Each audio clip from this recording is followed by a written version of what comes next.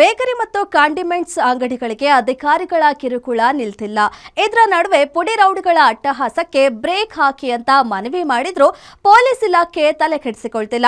ಹೀಗಾಗಿ ಈ ದಬ್ಬಾಳಿಕೆ ಖಂಡಿಸಿ ಇದೇ ತಿಂಗಳ 18ರಂದು ಇಡೀ ರಾಜ್ಯಾದ್ಯಂತ ಬೇಕರಿ ಕಾಂಡಿಮೆಂಟ್ಸ್ ಅಂಗಡಿಗಳು ಬಂದ್ ಆಗಲಿವೆ. ರಾಜ್ಯಾದ್ಯಂತ ಈ ಹೋರಾಟ ಇರಲಿದ್ದು ಕಾಫಿ, ಟೀ, ಸಿಗರೆಟ್ಗಳ ಲಭ್ಯತೆಯಲ್ಲಿ ವ್ಯತ್ಯಾಸವಾಗಲಿದೆ. ಬೇಕರಿ, ಕಾಂಡಿಮೆಂಟ್, ಟೀ ಸ್ಟಾಲ್ ಹಾಗೂ ಸಣ್ಣ ಉಪಹಾರ ಕೇಂದ್ರಗಳನ್ನು ಕ್ಲೋಸ್ ಮಾಡಿ ಪ್ರತಿಭಟನೆ ನಡೆಸಲು ಕಾರ್ಮಿಕ ಪರಿಷತ್ ನಿರ್ಧಾರ ಮಾಡಿದ್ದು, ಬೇಕರಿ ಕಾಂಡಿಮೆಂಟ್ಸ್ಗಳಲ್ಲಿ ತಂಬಾಕು ಉತ್ಪನ್ನ ಮಾರಾಟ ಮಾಡಲು ಅವಕಾಶ ನೀಡಬೇಕೆಂದು ಒತ್ತಾಯ ಮಾಡುತ್ತಿದ್ದಾರೆ. ಅಷ್ಟೇ ಅಲ್ಲದೆ ನಮ್ಮ ಮೇಲೆ ಆಗ್ತಿರೋ ದಬ್ಬಾಳಿಕೆ ನಿಲ್ಲೋವರೆಗೂ ಈ ಹೋರಾಟ ನಿಲ್ಲೋದಿಲ್ಲ ಅಂತ ಖಡಕ್ ಎಚ್ಚರಿಕೆ ನೀಡಿದ್ದಾರೆ.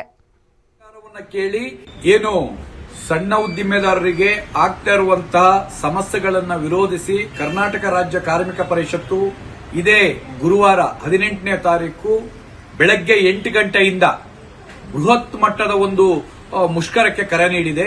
ಏನಂತ ಹೇಳಿದ್ರೆ, ಸಣ್ಣ ಉದ್ದಿಮೆದಾರರಿಗೆ ರೌಡಿಗಳಿಂದ, ಅಧಿಕಾರಿಗಳಿಂದ, ಸರ್ಕಾರದ ಕೆಲವು ನಿಯಮಗಳಿಂದ ಬದುಕು ನಡೆಸೋದೇ ಬಹಳಷ್ಟು ದೊಡ್ಡ ಮಟ್ಟದ ಕಷ್ಟವಾಗಿದೆ.